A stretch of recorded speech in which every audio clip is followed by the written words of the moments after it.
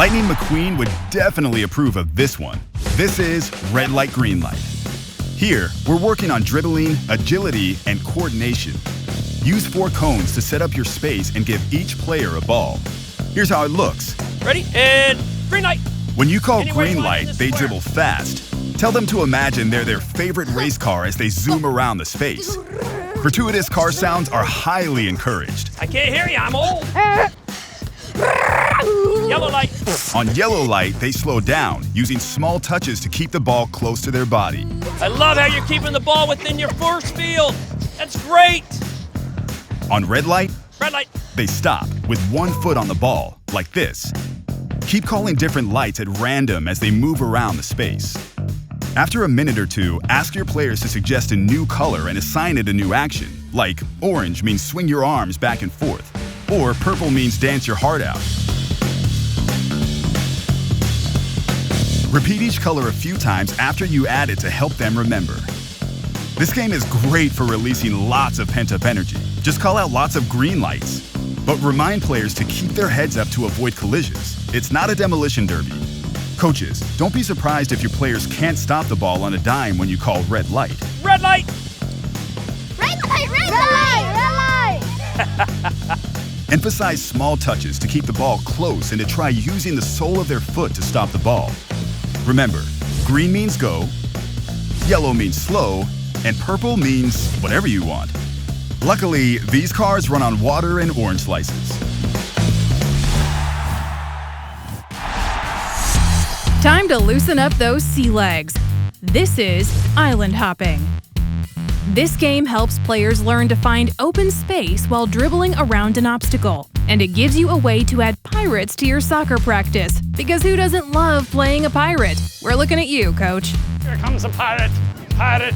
I'm a pirate, pirate, pirate, pirate. Oh. Set up a large square with your cones and use more cones to make small square islands in each corner. Pick 2 volunteers to be your pirates and give everyone else a ball. Here's how it looks. Go, pirates, go. The pirates start in the center while the other players each choose an island. The goal is to dribble from one island to another without getting tagged by a pirate. If a pirate tags you between islands, you walk the plank. Nah, you just become a pirate too. The game continues until everyone's been tagged. Then you pick new pirates and play again.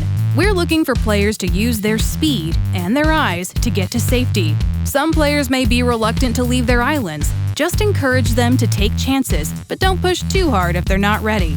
Coaches encourage players to make their own decisions about where to run instead of following the pack to one island. Remind them to keep their heads up, find an open island, and get there quickly. Remember, take chances, heads up, and watch out for pirates. This one will whip your team into ship shape. Double the goals, double the trouble. We're playing 2v2 to 4 small goals, defending. This 2-on-2 scrimmage helps players develop their individual and team defending skills. Good job, defenders, good job. Use 4 cones to mark a small rectangular space and place a goal or pair of cones placed arm's length apart at each end of each end line, 4 goals in all. Divide your players into 2 teams, 1 in pennies. Here's how it looks. 2 attackers initiate play, trying to score on either of their 2 goals below knee height. 2 defenders can steal or intercept the ball and score 2. When a player scores or the ball goes out of bounds, new players rotate in and a new round begins. Defenders get no respect, especially here, when we're making it really hard on them with 2 goals to defend, spaced far apart. What's a defender to do? The defender's best move is to find positions that cover both goals and the ball, with one defender getting low and trying to push the attacker with the ball towards the other defender. But it's not always possible.